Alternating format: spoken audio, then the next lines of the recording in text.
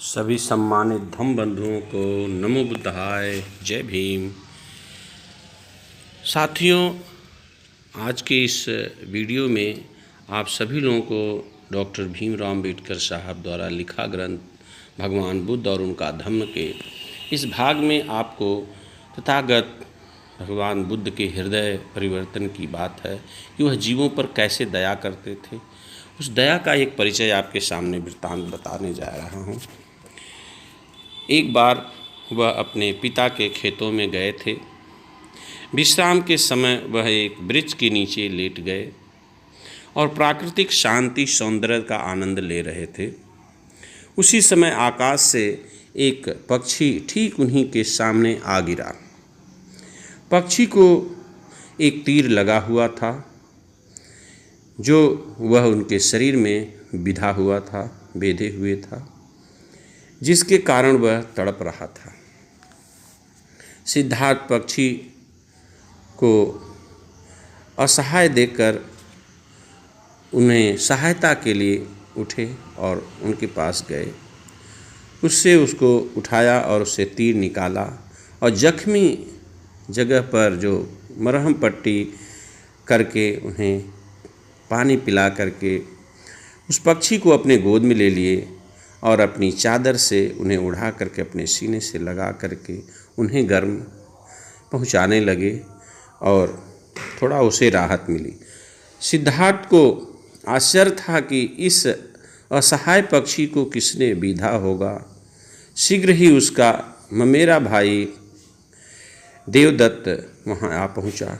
वह शिकार के सभी आयुधों से संपन्न था।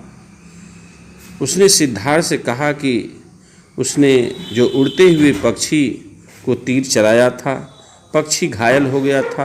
कुछ दूर उड़कर वह वहीं आसपास ही गिरा था। उसने सिद्धार्थ से पूछा, क्या तुमने उसे देखा? उसने सिद्धार्थ से पूछा, क्या तुमने उसे देखा? सिद्धार्थ ने कहा हाँ कहकर स्वीकार किया और वह पक्षी भी उसे दिखाया जो अब बहुत कुछ स्वस्थ हो चुका था। देवदत्त ने मांग की कि उसका पक्षी उसे दे दो। सिद्धार्थ ने इनकार कर दिया, देने से मना कर दिया। दोनों में वाद विवाद बढ़ गया और विवाद हुआ।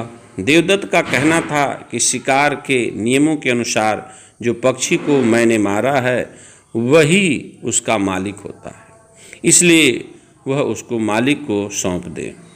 सिद्धार्थ का कहना है कि यह आधार ही सर्वथा गलत है। जो किसी को रक्षा करता है वह उसका स्वामी होता है। हत्यारा कैसे किसी का स्वामी हो सकता है? यह बात दोनों में सुलझ नहीं रही थी और बात का विवाद होता गया, बढ़ता गया। तो दोनों लोगों ने सोचा कि अब इसका न्याय हो। राजा सिद्धोधन के पास गए। दोनों में से एक भी पक्ष झुकने के लिए तैयार न था। मामला न्यायालय तक जा पहुंचा। न्यायालय ने सिद्धार्थ के पक्ष में निर्णय दिया, जहां पर राजा और पक्ष विपक्ष दोनों तरफ के लोग बैठे थे। देवदत्त सिद्धार्थ का बद्धबरी बन गया, मतलब वहीं से उनका दुश्मन बुद्ध बन गए। लेकिन सिद्धार्थ की करुणा ऐसे ही अनुपम थी कि वे मेरे भाई को प्रसन्न बनाए रखने की बजाय एक पक्षी की जान बचाना अधिक श्रेय समझे। यही है मानवीय मूल्यों का कि भाई भले नाराज हो जा, लेकिन करुणा के सागर इसीलिए कहलाए कि पक्षी को नहीं दिए। भाई भले नाराज है, लेकिन आज के समय में आपको ऐसा नहीं देखने के आपको उल्लू मिलेंगे जिन्हें न्याय और निर्णय करने की क्षमता नहीं हो और दया की भाव न हो। यही बात सिद्धार्थ से यह सीख मिलती है। सिद्धार्थ गौतम का आरंभिक जीवन कुछ ऐसा ही था कि उनके अंदर कूट कूट करके दया, करुणाशील, सदाचार के भाव बने थे। न्यायप्रिय थे और अपने न्याय पर बहुत ही अड़िग रहने वाले व्यक्ति थे। यह सिद्धांत सार्वभौमिक है कि जो व्यक्ति सच्चे मार्ग पर अड़ा रहेगा वही व्यक्ति आगे स्थापित होगा। जो लोग अवसर गिरगिट की तरह अवसर पा करके बदल जाते हैं वह कभी भी अपने वजूद पर कायम नहीं हो सकते। इन्हीं शब्दों के साथ आज के इस बुद्ध इस धम्मा पाठ के जो सीख मिली है, इसलिए साथियों दृढ़ संकल्पित होकर के कार्य करेंगे तो कभी भी असफल नहीं होंगे, क्योंकि दृढ़ संकल्पित होकर के सारी परिस्थितियों को किनारे करते हुए अम्बेडकर साहब ने कभी भी इसकी परिस्थितियों समझौता नहीं किया और दृढ़ संकल्पित होकर के अपने पद की ओर अग्रसित रहे। उनके साथ सभी धम्म बंधुओं को सादर जय भीम, नमो बुद्धाय। आप अधिक से अधिक इस धम्म के वीडियो को सुने, शेयर करें, तथागत भगवान बुद्ध के मार्ग को अपनाएं।